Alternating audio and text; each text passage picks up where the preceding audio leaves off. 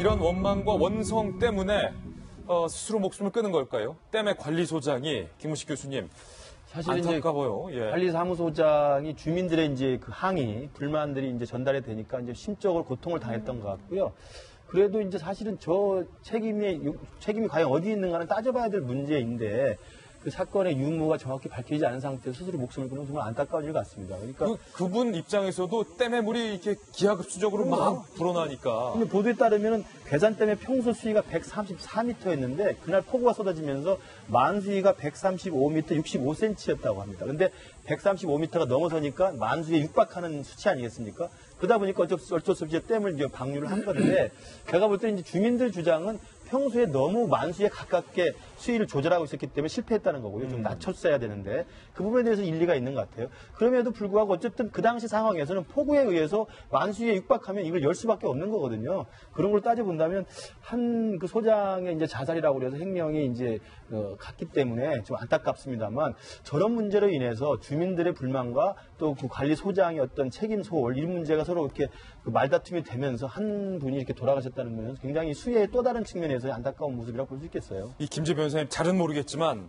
이 관리소장님, 댐 관리소장님 굉장히 긴박했던 상황일 거예요. 막 댐에 물이 가득 차서 꼴깍꼴깍하는 그 상황에서 그때 수문을 개방하지 않으면 뭐 피해는 더 커지니까 주민들에게 대피하라는 안내방송도 했다고는 하는데 이게 또 나의 선택 때문에 주민들이 침수 피해를 입고 하는 모습, 원망의 모습 이거를 좀 심적으로 못 견뎠다. 굉장히 마음이 여렸던 분 같다. 뭐 이런 생각도 들고요.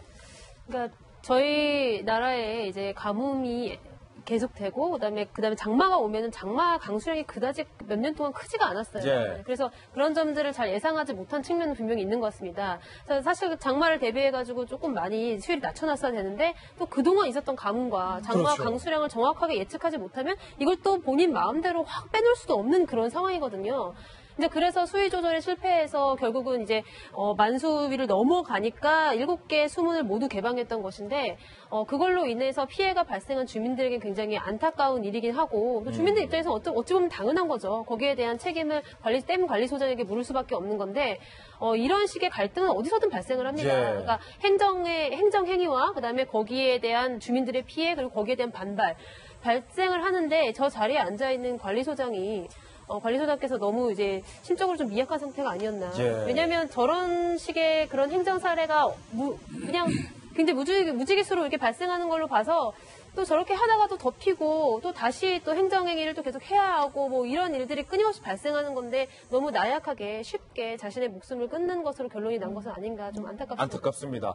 침수 피해를 입은 주민들도 안타깝고 스스로 목숨을 끊은 이 관리소장, 댐 관리소장의 선택도 너무나도 안타깝습니다.